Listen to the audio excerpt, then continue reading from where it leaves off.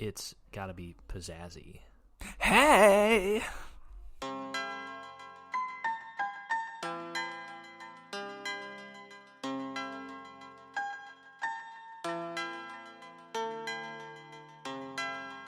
What's going on, Weekend Warriors? We hope everyone's having a great first week to their social distancing and enjoying some solitude. Happy to have you guys up on another episode of the Weekendology Podcast. This is the podcast with the hottest takes, the best talking points, and the stories to spark your weekend conversations. And we talk about music, movies, sports, and more related to media, and give our takes on how we can change and improve them. So get your popcorn ready, pour yourself a nice drink, settle into wherever and wherever you're listening, because your weekend entertainment has arrived.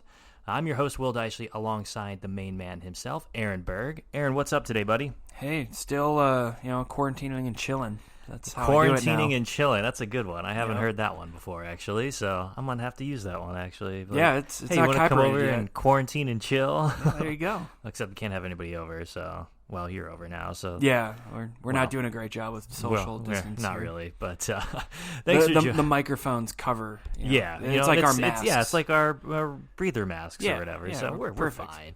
If you're new to the show, welcome. If you're a returning listener, welcome back. This episode is in collaboration with Colin Kessler of the Big Red World. They're a podcast publishing platform outside St. Louis with popular podcasts like Six Drunk, One Sober and The House That Rick Built. So go check them out on Twitter. They're at Big Red Social, and website is bigredworld.org. Don't forget to give us a follow on Twitter as well. We're on Weekendology Pod, and wherever you listen to podcasts. We'd really appreciate it, because we have a really bored here, and we need some interaction. Yeah, it is very, very we need to boring talk to somebody as we social distance ourselves. But go check out our last episode where we talk about coronavirus and how it's influencing and changing our society for good. And listen to both. Listen to the mini episode we did, the What's Trending, like 3 weeks ago, and then that's so entertaining. It's great because it goes. You see the progress or the progression of it being not so bad to medium bad. Yeah, to it's like a glass totally half full, screwed. glass half empty look. Like it's the progress of it getting bigger, but it's also like the downgrade of just like life in general and how sad everyone is. Well, we hope everybody is doing all right out there, and keep yourselves occupied during this time. Trump said it's just like a cold, so... well, I don't think I believe anything that he says, so... You think you think people still give him crap about that? Oh, yeah, 100%. Hey, Donnie, remember when he said it was just a cold? He got tested for coronavirus, too, and I was secretly kind of hoping that he would have the virus. If he had it, he'd be like, I have just biggest a cold strain of corona. It's much he's bigger always than got your it. He's strain. gotta have the biggest one. It is the most severe strain of all time, and I will beat it because I'm the Don. I got out of bankruptcy. I can get out of anything. Exactly. But hopefully, Aaron, this episode will hopefully stray away from some of the pandemic and quarantine talk and spark some good weekend discussions, maybe around your FaceTime or phone calls or, I don't know, whatever you're doing to get yourselves through this boring time here. But I've always been pretty fascinated with kind of like what technology has done for us and what it's been doing, in the last couple of years. I'm so reliant on it. I mean, we're both so reliant on it. Especially now. Exactly, now more than ever. Especially now. So we figured this might be a relevant topic to talk about. Do we have an over-reliance on technology as a society or as just individuals? I use it from email to computers to entertainment to transportation. It's all across the board the most important thing that we have. And obviously it's a hugely broad topic, but technology is so all-encompassing that we use it with everything. Well, I thought to myself, well, do we use it too much? So that's what we're talking about this episode is, do we have an over-reliance on technology? So, Aaron, what's your relationship with technology? Are you kind of like more of a passive consumer or like a huge techie guy? Yeah, I'm definitely not a techie. If you're talking about how much I use it all the time. But I'm not big on like the latest trends or, I don't need the fanciest computer or the fanciest phone or the latest phone or. So you're not the guy to be like, oh man, like the new iPhone or like no, like not at all. The new Xbox is coming out with these specs. I was notorious for having an iPhone 5. That's right, you did. It was iPhone 4. I had the iPhone 5 for a while too, but I had the iPhone 4 for like gosh, it was like 2017. I think I finally got rid of You that. had that phone back in college. Yeah. Was like 9 years ago. Oh, and yeah. You just got a new phone like maybe like a year and a half ago or something. Yeah, so. it was like when Siri first came out. It was that phone. I think I gave you so much crap for Everyone that too. did. I loved it though. It was great. I mean, it did the job, and that's kind of how I look at technology. Is Yeah. I use it all the time but I use it very practically. Like I use it for like Google Maps, for example. Any navigation. I'll use social media. I'm on Twitter a lot. And just on my phone in general. But I don't need like all the details or the the gadgets, that other people like. Right. Like I had an Apple Watch, and I only used it pretty much to just text people and then go on like 2 apps. And eventually I just thought, see, this isn't for me. Well, I mean, it's not for everybody, but Yeah. I think since we use it so much and it's everywhere in our society, we're always going to be surrounded by it, and it's always going to be increasing as the future goes on. Yeah. But I mean, it's changed obviously the whole world that we've been in, from entertainment to travel to social engagement. I mean, leaps and bounds have been made in the last 50 years, especially with the internet, and now last even 10 years. In the last I 10 mean, it's years, crazy. yeah, especially I think since the advent of the iPhone, the first true smartphone out there with the touch screen and some of the different all the applications and everything, it totally transformed how even the economy is run, how the tech market is run, how just people approach kind of technology in general. Well, and how we interact with one another. Yeah. I think once the iPhone came out and you had FaceTime, I remember I used to use Skype a lot on a laptop, and I would just Skype with my friends just so I could see them. But then iPhone had FaceTime, so you could just do it on your phone. You didn't need the laptop, and Right. it really. I mean, I know a lot of people that don't even have laptops anymore. I only have one so I can like type. Yeah. If I want to, I used to write articles or. If I want to really read, like I'm You're not researching hammering out a something. new novel or something, Aaron, on your laptop? Or- No, my comm degree is going to waste. I Oh, guess that's I too bad. probably should be doing that now that we're Maybe. we're isolating. But Yeah. no, I use technology a lot, but yeah, just like I said, I think people now they just rely on it so much because it can do so much. It can do whatever you want. I mean, yeah, you can literally want it do to. anything Yeah. with an iPhone. I mean, you have the iPhone 10 or something, you can go and listen to music. You have Right. movies, you have games, you have FaceTime, you have text, email, anything that you want. Yeah, and I think that's what we're seeing now, that we're in this self-isolation period. Yeah. We're seeing people really rely on it, but to start with the positive part, we don't need to go into the office. No one really needs to go in. No. If you work in an office environment, you can work from home no matter what you do, because if you need to give a presentation, whether it's FaceTime or Skype, or you need to share a PowerPoint or just anything like that, most 90% of what we do anyway is email nowadays. Yeah, very true. So I see, even though I think there is, and we'll get into that, but a lot of over-reliance on it, I think it is a good thing that we are so reliant, because it's filling those gaps that we weren't able to fill 15 years ago even. Yeah, it's made our lives so much easier. It's a lot more convenient, and definitely gives us things to, I guess, more creative-wise to think about. But there's always a double-edged sword to it as well. But there's a couple different areas that technology has impacted the most, so we'll talk about that first, and then we'll kind of get into some of the problems and issues that we see from kind of like somebody who uses it a ton versus somebody who might not use it a ton. I use technology. I'm all about the newest tech trends and gadgets and stuff that come out. AirPods. All the new AirPods. Always rocking the AirPods. But I always like looking at the specs behind it. Like if a new iMac comes out, what's the processing power? What's the gigahertz? Or if the new PlayStation, Sony comes out, or Xbox. Yes, you're you're the opposite of me then. Exactly. So I want to know what's the ins and outs of it, or I want to know the practical applications of, how does it affect the market for business for this type of new technology? Will it be effective? And also, is it really going to truly change my life? Because I'm pretty picky with my technology because it's so damn expensive. Oh, right. I mean, you could have a new phone and it's $1,200 or Well, and everything kind of does the same thing. Yeah. It's just what level do you want it to do? Exactly. How good. For me, one thing I am picky about with technology is audio. So like I'm big, into headphones and just all those certain things, and I always really look into, okay, they all do the same thing. They all are good enough, unless you buy the $30 pair of like headphones with the cord still on them. Right. You know, you're gonna get good sound quality, but so are you a big there's big levels. entertainment guy? You're gonna have like an entertainment center in each of your house? That's funny. I probably will eventually when I get out of an apartment, because I love listening to music, and that's the part I really like, especially in my car. Like, I always make sure I have a good sound system in my car. But yeah, I think in the house I'd be cool to have. I think it would be cool just have like your own like home movie theater. Yeah, or, I just like, love the details of audio. area. You know, where Yeah. you can hear the little things, whether it's music or a movie, that you might not pick up, those subtle things that they'll add in. But tech obviously goes into entertainment. I think probably one of the biggest areas. I mean, before you'd have to go outside, see a movie, or go hang out with friends, or go to the bar to watch the game or something. Now you can get it streamed straight to your phone, straight to your laptop, straight to your TV. Oh, it's great. I know, it's fantastic. ESPN Plus, that's another thing, talking about entertainment.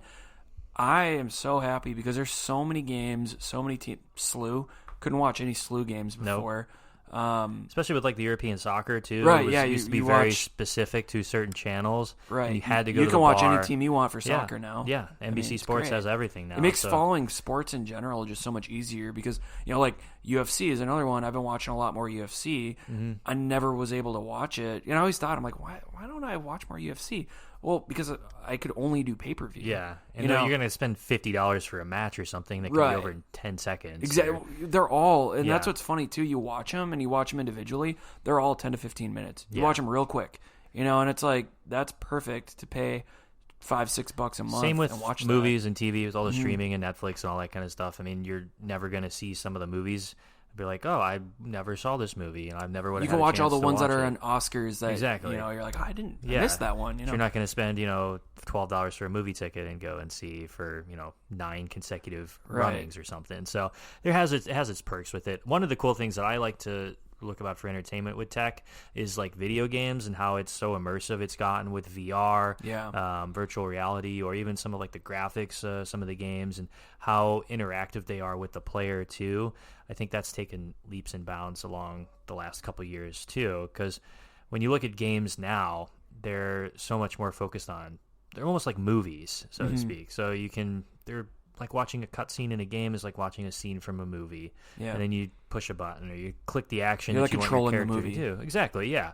And there's other games like sports games and shooting games that are standard, but everything is so much more, I guess, like involved with the player. That's more realistic too. Yeah, the motions are more realistic. But you have to have the technology to create that. When the Kinect came out for Xbox a couple years ago, maybe just about 10 years ago, it was the first motion capture. Yeah, it has been 10. Kinect, when you said the couple years, I was thinking like, it was only a couple, ago. But now, I'm like, wait, but then like you had high school when that you had the Wii that came out from Nintendo, where you had Wii bowling and resorts. Remember how revolutionary that was? Yeah, it was incredible. Like how we saw that, like, wow, it can actually track my motion, And now you've got the Oculus Rift for the VR type of stuff, and you've got, different motion capture games that and you those can keep do. improving year to year and becoming more realistic with you and how you move. And I think there's this new, like, augmented reality game that I think Nintendo is working on, where literally the game comes up, it's like a hologram, and all you do is just it's almost like what Iron Man has, where he has his interactive holograms. That's what they're working on. I figured it would be a matter of time before that happened. That would be when cool. they put that in the movie, like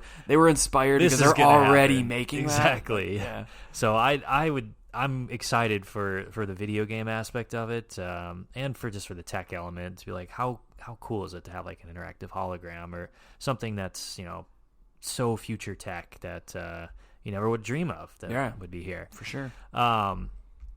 So after entertainment is obviously the social effect with technology. Social media has always improved and kind of allowed people keep in contact with basically millions of people at the same time. You could make a post and, you've got all of your followers to know exactly what you're doing and so on and so forth. You're truly the most interactive thing is Twitter, Facebook, Instagram, all types of social media. Even like dating apps like Tinder or eHarmony, allow us to literally meet people right off there. Yeah. And kind of eliminate the friction of an awkwardness of talking to somebody, at a bar or a restaurant or RIP social lives for now. So maybe that's I bet the dating apps are killing it now. Oh yeah, they're probably just like match. It has to be. Yeah, and just quarantine and chill. Quarantine and chill. But no, it's funny. So I've been watching. You'll laugh. I've been watching a lot of 90 Day Fiancé. You ever see that show? I thought you were gonna say Love Is Blind. But oh no, I never heard of that show. Oh, that's a Netflix show. So I was gonna say if that was like a Flavor of Love or something. What's this, 2003 or whatever? Hey man, I'm running out of content. You are running out of content. No, man. but I've been watching 90 Day Fiancé, and it's funny because like that show, these people they build these connections, and they're so it's funny because like you think, okay, this is sad, like come on, they're halfway across the world, but they build these just natural connections completely through social media, and you watch it, and I'm still like doubting, I'm like, okay, come on, really? And of course, that's how the storyline goes. Their families are doubting them and stuff, but it really shows. That show shows the power of social media and how that's just become so normalized in our lives. Yeah, especially like dating apps, especially because you can really connect with someone on a personal level through that. So you can. I think it's such a, I guess, I don't know what the right word is to describe it. Transcendent way, I guess, of meeting people, or even just building up like a following. Look at all the Instagram influencers and the Twitter stars and YouTubers and stuff. It's all built on a platform that's online and through. And you could find internet. people. I'll start with the pros because there's plenty of cons that I want to get into, but the pros, like I've found so many people, whether it's athletes or musicians or entertainers or just like comedians, any form of entertainment, I would have never found. And I'm so happy because some of those people are my favorite musicians, my favorite entertainers. Exactly. Comedians. Yeah. Same with like YouTubers for me. Like I follow a lot of YouTubers, and I've gotten the chance to meet a couple of them in real life. And, their content and their platform and their kind of brand. And they deserve, you see how talented they are. They deserve their voice to be heard. No way that would have happened even 10 years ago. No way. And it's all thanks to what they're doing with their computers or their gaming areas, or even with their cameras, and putting vlogs or streams or whatever up on YouTube for us to enjoy. It's making us famous right now. It's making us. Hopefully, it's making us famous. Maybe in 10 years, when we're still doing this podcast, we'll look back and be like, yeah, remember that episode we did on technology, Aaron? Now we've got 42 million followers, or who knows? Podcast might be out of date by then. Yeah, probably the next trend. We had an episode about that, but that is interesting. How you think something. Well, it's like Facebook. I remember as a senior in high school, so it was like 2010, I think, and someone was like, "Hey, what do you think?" He mentioned something about Facebook, like what's going to happen on Facebook 15 years from now. And this kid was like, Facebook's going to be around. Well, that's what he said. Years. He was like, "Oh, no one's going to use that." And he's like, "Come on, man! Like, look how big Facebook is." So that was, he said 15 years ago. That would be 2025. I mean, I don't know, already we're seeing, but that's what I'm saying. Like, we're already seeing that go down, and less, and now like people, millennials and Gen Z don't really use it anymore. So we're seeing that trend where probably by 2025, it's going to be. I don't think it's going to go away, but it's going to really go on the back burner. And it's just funny because the other guy's reaction was like, well, there's no way that can happen. Look how big it is. And I think that's just how it's so interesting with technology to me, because things that get so big and things that get so, podcasts or anything, we think it can never end. And then something bigger and better always comes along. That's unfathomable, I agree too. And that's crazy. The nature of the beast is, the more we progress with society and culture, obviously there's going to be technological advancements, and we're going to keep improving and innovating and being more creative. And I mean, go back to video games. It's not good enough to just sit on your couch and use a controller. Right. You got to do motion, or you got to do immersed in more it. Interactive. Yeah, it's crazy how it constantly replaces the next thing you thought couldn't get better. The stuff on like the Jetsons, like back in like the 60s and 50s or something, are not that too far off. I mean, we don't have flying cars, but we have self-driving cars now, and I think it's, technology is so ingrained into what travel does. I mean, we're both in travel and hospitality industry, so we should know how important technology is to kind of make a seamless transition from point A to point B. Yeah. One thing I always liked is the self-driving cars from Tesla was really cool. I mean, there's so much tech it goes into vehicles themselves. I mean, you have the backup cameras, you have heated seats, you have heated steering wheels. My theory with that is they're putting that stuff in so that way it goes out quicker and then you can. Well, those are all bells and whistles, but I mean, so I'm looking at buying a new car. The difference between one model to the higher model to the lower model is like $6,000 or something because you add like one little small tech feature. Yeah. So you get a backup camera that's like $6,000 or whatever. And I'm like, well, I don't need a backup camera. It would be nice. Oh, you're not going to get a backup camera in your car? No, I have a 2005 Toyota 4Runner. No, your new one. Oh, you have to get a backup camera. It's 2020. Man. Well, I was looking at that's the difference then. So like if you can get one without it and it's much cheaper, I thought and then all you can get cars one had with a backup it. Camera. I don't maybe just the models that I was looking at, but so are you saying though you're not going to get one? No, I'll get one. Okay. I just thought it was crazy how much of a price difference is between. I think it's crazy they're not. I thought that was just a given now. That's crazy that they're not putting. I haven't shopped for a new car since I was like 16. So. Yeah, they've changed a little bit. How do I know? A little more technology. You've got like self-parallel parking cars. You have the keyless ignition starts as well. You don't even need a key. You just have to have like the that's fob another thing. I feel like there's push to start. I feel like even the cheapest basic car is push to start now. Exactly. And I remember back in the day. It's funny in the Black and Yellow song by Wiz Khalifa. He's like, no keys, push to start, because it was like that was like the fancy cars did that, only the best cars. And now it's like a Toyota does that. My brother's 2015 Nissan Altima has that. Yeah, like any car will do that. And I was like, wow, this kid has a cooler car than I do. So that's what I do. It's time. Whenever I see someone put a key in an ignition now, it's just like, what? Like so analog now. Wow. So old school. But that just goes to show like how important technology is within kind of the travel area. I mean, now planes have in-flight Wi-Fi. They have movies for entertainment and electronic they all have access. the TV in the back of the seat. Yep, they have TVs in the back of the seat. You can track how far your flight is in the flight duration. Yeah, itself. well, and it's funny when I use that all the time. When all tracks, I like that. How long is this flight? Because you forget, or they always take off late. And I get mad when I don't have that option. It's like. Because I just expect it. You're just like, well, this isn't the crappiest plane. American Airlines has that, but I don't think only certain planes in United and like other airplanes or airlines do. So, okay. Everybody should adopt the American Airlines and get the little screen in the back of the chair there. It's got to be a couple years, and you'll see Probably. it in every one. But then you got like tickets on your phone too. I mean, you don't even have to have like paper versions of tickets. You just bring it out, you scan it on your phone on your app. I just started using that. For anyone that doesn't do that, just do Mobile ticketing is the way of the future. How long have you been doing that for a while? Oh yeah, I've been doing it for at least 5 years. So I've literally missed a flight because I couldn't print my ticket off at the airport. There you go. And this was like another story, 2012, 2013. So I feel like that was fairly new, to put a ticket on your phone. Yeah. And the system was down. Like couldn't print my boarding pass out. Missed my flight. Went to the lady. I'm like, hey, I missed my flight.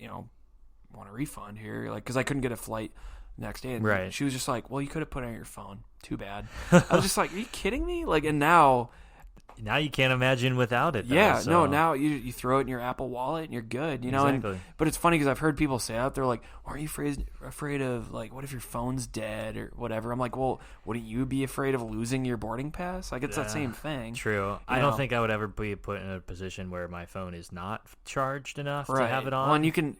That's the thing. Because that's what I think about though is like, okay, I'm going from this place to this place. How much charge do I have on my phone? Okay, I'll monitor my usage or just make sure that I have enough. And they all have charging stations now at the airports. My phone battery lasts 24 hours anyway, too. So right, well, another technology thing. I remember when phone batteries, they would just drain. If you made a phone call, you had to recharge it. But yeah, it just goes to show how important it is for travel. It makes it so much more easy, I guess, to go from it's just quick. point A to point B. Streamlines the process. Other couple of quality and life improvements like smartphones. Obviously, cameras are really good. They really put an emphasis on smartphone camera quality, especially for the iPhone, with like the whole night and the day feature, making sure that it's got the three it's got three lenses now. You've got super wide angle, you've got close up angle. It's professional grade quality. Yeah, putting photographers out of business. In the videos you can take on there. I think it was Lady Gaga filmed her the first music video on an iPhone. Wow. So I don't know what her new song is, but it was not a Gaga fan. No, I'm not a Lady Gaga fan. Me neither. You're a Carrie Underwood fan. I know that. Oh yeah, so. All the time. Carrie Underwood. But Kesha. yeah, it was all filmed on an iPhone. You can check your bank accounts on your smartphone. You've got that is super. Okay, I love really that super too convenient. because I think we were talking about this before. Do you have U.S. Bank? Yes. Like, there's no U.S. banks in there isn't. No, Dallas at all. Yeah. And so whenever I happen to get like a actual check, couldn't deposit. Now it's just like a 50-cent charge and deposit from my phone. Like, I don't need to go to a physical bank anymore. No, I haven't been to one in years. Shred the check and you're good to go. So yeah, it's been a lifesaver for having like a electronic digital transfer for the check. No, it's perfect. You can play games on your phone. I mean, anything that would require like a different device. Obviously, the smartphone. That's the whole selling point, is that it's all in one. You've got a computer in your pocket. It is a computer in your pocket. You've got smart homes and security and heating. I have like a smart thermostat in my apartment here, so I can just set it with my phone. I can lock my door if I leave. Make sure what the temperature, regulate the temperature as well, all from an app from my phone. It's all wireless. It's really, really convenient, actually. It's funny about just convenience. I read this article. It was, guy talking about the same type of thing and just how each generation just doesn't understand how it wasn't always that way. Yeah. This little kid, he was like 4, and they have Alexa like all over their house. So he just say, Alexa, do this, Alexa, do that. He's just used to it. He went over to this guy's house, and he just started saying that. He's walking around, he's like, Alexa, play this, Alexa, turn this on. And he just didn't understand, like, why isn't the TV turning on? Why isn't the temperature going up and down? Why? And he just didn't, and he was like so confused, asking the guy right in the article. He's like, where's Alexa? He's like, I don't have Alexa. And he's just like, well, doesn't everyone have Alexa? Like, he just didn't understand. I think we're the last generation, like millennials, to be in the era of we had both super technological things, and then also like super tech people. Yeah, well. we had the best of both worlds, like late 90s to. I feel like it'd be even cooler if we were a little older, because like I remember dial up. Oh yeah, I remember that. But I don't really. AOL instant messaging. Yeah, I missed out on the AIM corded days, phones too, or whatever, and not even like the house phone that was wireless, like literally corded to the wall. Yeah, my parents had that, and my buddy would call me like, "Hey, you want to do something?" Did you have like the Napoleon Dynamite, like the really long cord? Mm-hmm. The super really long cord that always got wrapped around. You're like, God. Yeah, I'll go tangled up, trapped in this cord, tripping over it. Exactly. You got smart watches. They track your health, calorie intake, energy, water levels, pretty much anything related to your heart rate. It's all tracked through there. I just find it funny that everything uses smart in its name. Smartphone, smartwatch, smart car, smart everything. So it's funny. And we've been doing it for like 10 years now. Exactly. Maybe it's like, is it still smart? The technology is going to become too smart for us, and the machines are going to take over. It's Terminator, man. It could be. We're not that far off. So after we set the groundwork for all the amazing things about technology, there could be some issues with it that we're going to get into now. Some signs that you might be too reliant on technology. So what is, I guess, Aaron, maybe a sign that you have seen that you think, wow, maybe I'm using my phone or technology too much? Frickin' report that Apple sent you before I turned it off. The screen usage time? Yeah. That's just making me feel guilty for depressing. using their products. Yeah. It's like you've averaged 6 hours off each day on your phone. I'm like, I put 6 hours on my what? Yeah, man. And that's the thing. Like, I just have Twitter. Follow me at Aaron Levi Berg on Twitter. And give a follow. That's a good one. And at Weekendology Pod.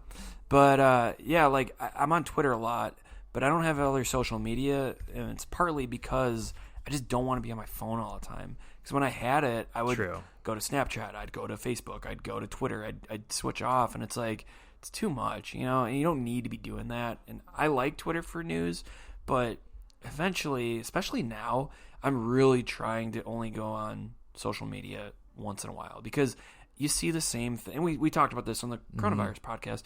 Like, you see the same thing over and over and over again, and it can start changing the way you think and the way you feel. And I've noticed that about myself, where I've done the whole, second guessing myself or questioning or wondering like if things are a bigger deal than they actually are, and just because I'm looking at it too much. So I would say that's the big thing for me, where I've looked at it and discovered, okay, this is overuse, like too much of a good thing. Yeah, I when I start noticing that I'm probably too reliant on it is when I feel like I don't have my phone by me. Yeah, I feel like, where's my phone? Like I have to know where it is. Oh, it's a psychological thing. It is. It's terrible. Thing. You feel like maybe you can't do anything without the internet too. Like if you're always surfing the web or reading things or looking things up, if the internet goes out, then dude, what do you do? Like that's been a real. I know this is like crazy town, but like it's like anxiety though. You're like, I need the internet. But don't you wonder, what if the internet or just all the I don't understand the tech connections, but like, what if everything just went out? Just the grid then? Like everything, the whole network just gone? It's possible. It's crazy, but like, it is possible. Oh, it's possible. We'd lose all our money because we don't have a bunch of cash anymore. It's all just a number. It's all digital currency. On our phone. Yeah. So we'd lose all our money. We'd lose, I don't know anyone's phone numbers, so That's wouldn't be true. able to contact anyone. Even the world like would end. Electricity, that's technology. I mean, that's built on machines that we've created. So, yeah, what happens if the power goes out? And I mean, without power, then we're complaining that we're internet. like isolated all day, but it's like, okay, but we have first world entertainment stuff. options. Yeah, we can still survive. Like lights are still on. I feel like too, people wouldn't know like how to do things because they YouTube it. They YouTube, how do I cook this? Yeah. How do I make this? This food, or like look up a recipe, or how do I build this shelf, or how do I just do anything? That's people why are always people need to read a book. I get lost. I mean, another thing to answer your question is I get lost all the time because I don't look at where I am. I just go off Google Maps constantly. Me too. I'm so reliant on my GPS. Like I need it all the time. Not? Even if I know where I'm going, I'll still put in the because you want to see the ETA. Because I want to see the ETA, but also just in case I get lost, I'm like, shit, did I take a wrong turn somewhere? Yeah, could this get better? Like, could I get there faster? Exactly. And then sometimes you'll be like, save 2 minutes or whatever for you this route. Yeah, so, I'm always impressed. You ask like your parents, and they'll just rattle off roads. I'm always so surprised at how, not to like, just rack on the boomer generation, but how much of a stark contrast it is between how we're able to deal with technology and kind of just inherently know what it is and how to use it, and then they can't figure it out. It's like, that is what it's so simple. I find it amazing though, because like my grandpa, so he's 70, he's going to be 77 in June. He's very good. Like he got texting like right away, right after it became pretty much free to everyone. He's pretty non-resistant to change then. No, he's on his phone more than me. He's always on his phone. He's always sending me articles or, just everything. And he's not like a tech guy. Yeah. But I find that amazing where I'll watch him, but then I'll see like a 50-year-old person and they're just like, how does this work? And they can't like type on a touchscreen and things like that. I'm not trying to call my parents out or anything, but they're just typical examples of just late to the party with the tech thing. And your parents are like early 60s, right? Yeah. So like they're from a different generation than like my grandpa. Like, true. Why is there that? Isn't that weird? It's very strange. Yeah, like they couldn't figure out how to copy paste on a computer for a long time. There was issues like turning on like different inputs on the TV, whether it be like DVD or input 1 or input 2, and my mom just figured out how to use streaming now, which is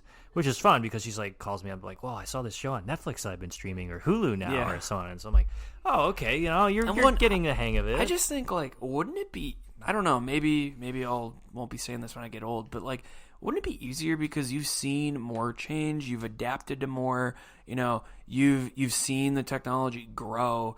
And they've been around it. I mean, even at a very low level, they've been around it longer than us. The internet was around in the 90s, and they were around. So, like, I would think that they would have more practice with it. And it's always interesting to me how kids, and especially, like, young kids, they just, like, pick it up like it's nothing. And I would think the adults would, like, have more practice. But maybe it's that resistance. Maybe it's that, I think it's no, probably I don't need it. the resistance to it, or it's just different and they're not willing to like figure it out. It's too overwhelming for them. It's kind of like, I guess when computers came out and people were still... I've seen videos of people in like the 90s still using typewriters. Oh God. And it's That's like bad. like of journalists. And it's just, oh my God. But I think it's just because it's like, well, I can't I've always imagine done that. it this way, and it gets the job done still. Well. And so they just refuse to learn the new thing. And it's like, yeah, you're right. It still does it, but you could be doing it better if you just slightly. You don't have to be a techie all of a sudden, but like just slightly start integrating yourself with the new technology slowly. I just slowly just, That's put all your I foot ask in the of sand, people, like, then the water, and then, wade in and see what happens. I'm the same way where I get really frustrated with when I see like older people like clueless with it, because it's like, come on, man, this is not like, it didn't come out yesterday. If it did, then I'll give you a pass because maybe that's not your thing. But like for stuff that's been out like 20 years, 30 years. Come on, like, I get it, yeah. You should know how to talk into a cell phone, or like you should know. You should. You get, what I'm talking about. You get those people like don't understand how like, or like when they go up to like order a drive-through and they like how do scream I use at this? Yeah, it's like, come on, dude, like you're smart. So one of my pet peeves is when we're at like a concert or a live event or even like out in nature or something, people really have a struggle with kind of living in the moment. Oh my God. So they're either taking videos or photographs or living the moment out and experiencing it through their phones rather than just looking at it with their actual eyes. And so really I have an admission to make. I'm very sorry. Well, so I'm very sorry. I'm an avid concert goer. I go to like 2, well, not anymore, but I used to go to like 3 a month.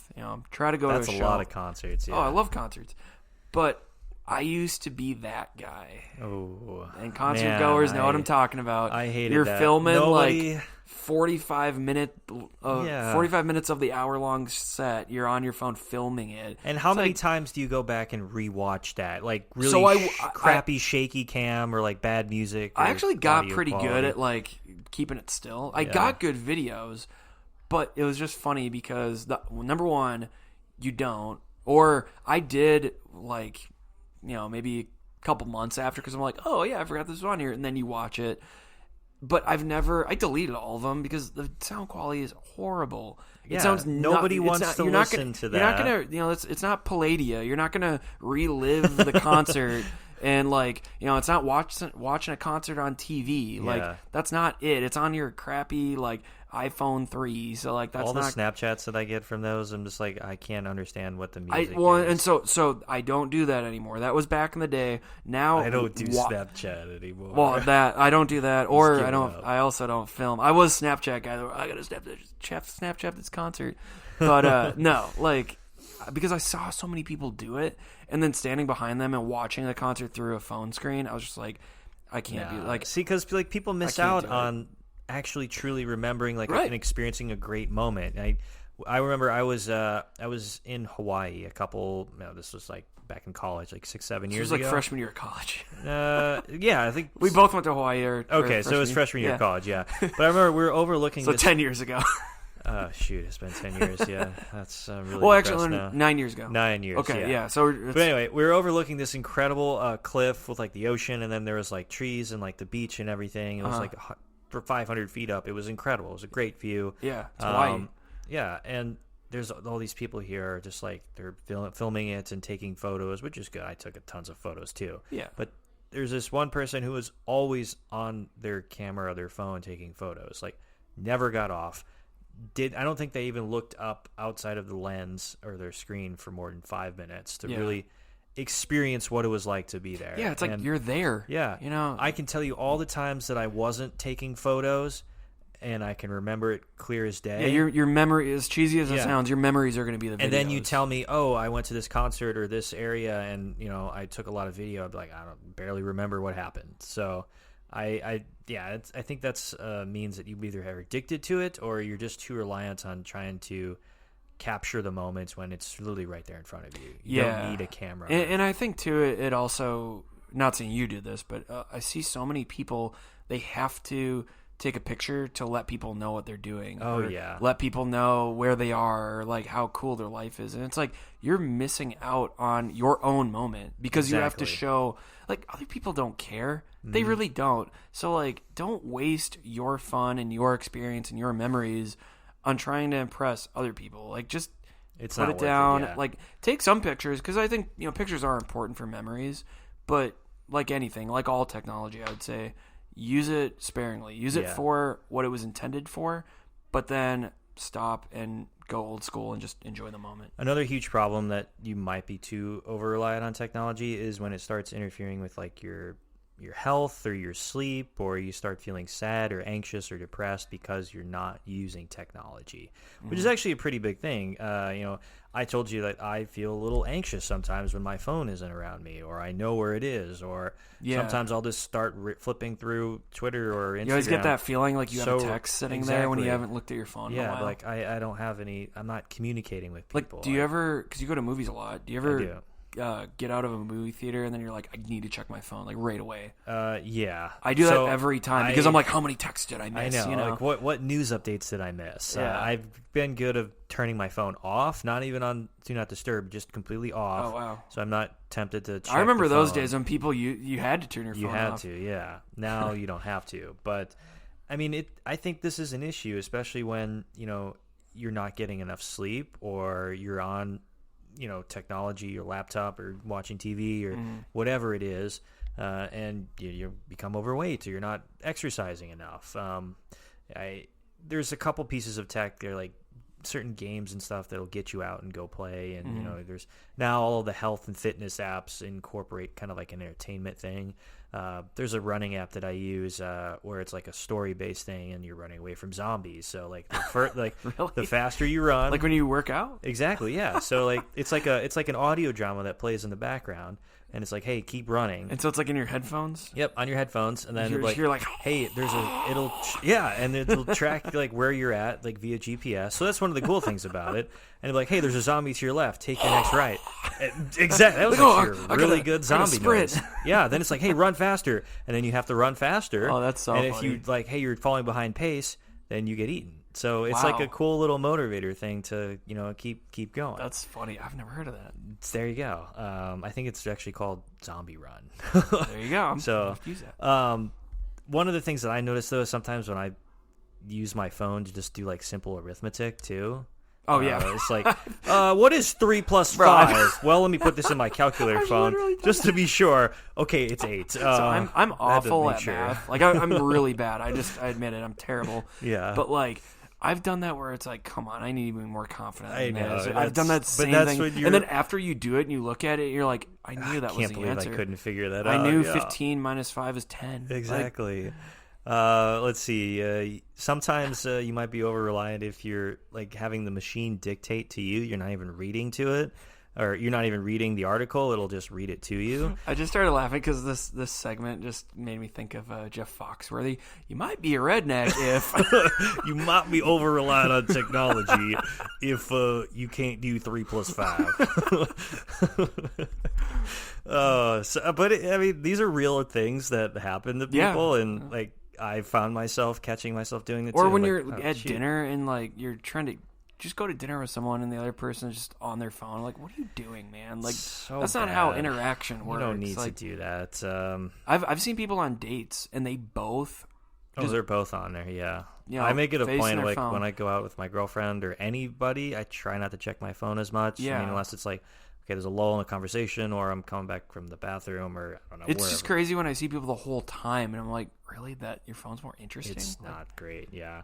So those are some issues that you might, if you do have those, then you could be like, oh, maybe I'm a little too over-reliant on technology. And if you are too over-reliant, then there's a lot of future dangers that could happen afterwards. More and more tasks are given to machines that we give them, but some of them are very simple tasks. So we might actually forget how to do some of those very simple things because we just relegate them to what the computer does. So as time goes on, we'll be like, well, we forgot how to do that. Like, well, and the computer, I mean, it can only do it one way. you can set it to maybe like it's only as good as how you program it. Right. So like, it's never going to have, like, sure, it might not make as many mistakes because it's not a human, but it also, you can't just say, hey, work harder, do this better. Yeah. And it's just going to do what you tell it to do for now. You got to program it better, too. Right. So I just think that's the bad part of going that route and relying too much on it is you're just going to create this kind of flat, everything's just going to get the job done. But, yeah, you got to figure out a way to really program it or really. And one of the things that I was thinking about in some of the research was we put a lot of stock into creating new tech for entertainment, but we don't hear about a lot of the things that goes on between like health and science or even just like health in general or other science and technology. So we could put more stock into creating the next greatest iPhone that has, the most realistic display of all time, but we don't put enough hours into developing something to, help for cancer treatments or sleep deprivation or mental health or whatever it is. So, that's hopefully, we strike a bit of a balance between the two. Yeah. But I think that could be an issue going forward as well. We don't prioritize the right things with our technology. It's profits over people. Yeah, no, definitely. Could be an issue. Let's see. We're constantly seeking out short-term game rather than kind of like the long-term area. So, our conversation earlier, what happens if the power goes out? Yeah, what do we do? We're thrown back into the Stone Ages, and we banks go out, no food, no power, no water. Then riots in the streets, like right. Yeah, we gotta. What are we gonna do? I really think it sounds crazy, but I really think we need a backup plan. So if it were to go out, if it went down just for a little bit, then because we're certainly not doing simple arithmetic in our heads because we need our phones to do that. So God help anybody trying to do stock market stuff. Or, yes, seriously. I'm sure there's some smart people out there, but I just think you need to have that fail-safe type strategy for it because it's definitely it can fail. That was a whole Y2K scare. Oh, the Y2K scare. Well, this isn't Y2K. You said Y2K about the coronavirus. Yeah, stuff, it's the new Y2K. We're Y2K didn't really happen. But think, no, I know, but it didn't really. We're in post Y2K. It's been 20 it's happening years. now. It's happening now. But no, I think that was kind of the start of proving to everyone of, hey, we're relying on this way too much because people didn't know what to do. They were just like, if this goes out, we have no backup plan. Yeah. So, what's your thoughts, I guess, on artificial intelligence, like AI? Do you know enough about it? Do you like how we're doing it with self-learning machines and machines that can program themselves? Yeah, yeah. I'm not gonna say don't do it because, like I said, do you think it's scary? No, I think just because and this is a total guess, because I don't know much about it, but just from what I know about AI and the advances it's made, it's going to slow down. There's no way, because it's going to get to a point where it can do so much that it's going to get a lot slower. But you're not afraid of the machine self-learning and then becoming aware? No, I think that's Skynet or iRobot. I think that would have happened. They're creating, self-driving cars, and they're creating the cars are going to become self-aware now. Right, they're going to know. They're going to the machines are taking over. It's going to be like the movie Her.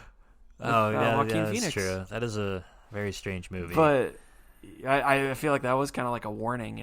Watch out. There's a lot of movies. Well, all the apocalyptic movies on technology are warnings of don't put too much stock into it. But I think we've had robots for a long time now, and I think that's always been a fear for people, but no, people are building these things. They're in control. They're the ones, like you said, they're programming it, and they're, watching out for those types of things. I'm sure that is on their radar, on the back burner at least, on something that could happen. But no, I think it's good. I just think it's something that, like all technology, like I said, needs to be used in moderation because we just don't want to take it too far. We want to keep the human element in it somewhat because the human element is good for certain things. Yeah, you have to have it. And I think it's good to make our lives more convenient, like AI and that sort of thing in all aspects of life. But if you have it in too much, then like go back to the calculator example, we're going to forget how to do things or get worse at doing certain things because we rely on it so much. Then we just like, oh, the computer knows how to do it. Yeah, and then we lose skills. Maybe in like, I don't know, a generation or two, if that computer goes down, that's lost knowledge then because nobody's really learned how to do it. I mean, already I think a prime example of that is the internet, because it's grown so much where people don't know how to research anymore. They don't. They're so used to Googling it, and if it doesn't come up right away, and this also just feels into our attitudes of not being able to delay gratification, and then you're just like, well, I Googled it, it didn't come up, I want it now, it's not there. And the information could be wrong, too. Right. Like, you don't know what source you're getting exactly. that from. We take everything at face value because we've forgotten those skills of really digging or just of, psychologically thinking past what we're reading. Because we get everything we want right there, right now, right in front of our face. And then we just, like I said, we take it at face value. And I think we've already seen that. And so you got to be careful of us to get some of the how you use it. And I would hope maybe with the self-isolation stuff, we can maybe take a step back and kind of reevaluate how we're using technology and how much we're using it, and say, okay, I don't need to use it for X, Y, Z. I'll use it for these. One of the things I'll talk about before we wrap up here is I saw a show on Science Channel. This was back in 2010, I think, or it was about 10, 11 years ago. Yeah. They were doing a future show. It was literally a show based off of all the great future tech that could come up in the next 20, 30, 40, 50 years. And it was fascinating for me. Future. But I was so fascinated by it because Squidward, by the way. It was so many improvements to the quality of life, but also to how people, to make differences. So one of the cool things was there was a malleable metal that they had. This was more science fiction based, but it possibility later on. They were guessing what could happen. And then once a certain amount of friction or I guess kinetic energy was applied to it, like force, like they shot it with a bullet, then it immediately turned into like one of the hardest metals there was. But it's actually not too far off because it's based in a real life type of metal that they're still experimenting and manipulating with. But when they add a certain electric current or a certain type of force, it does become very rigid. So I thought that was really cool.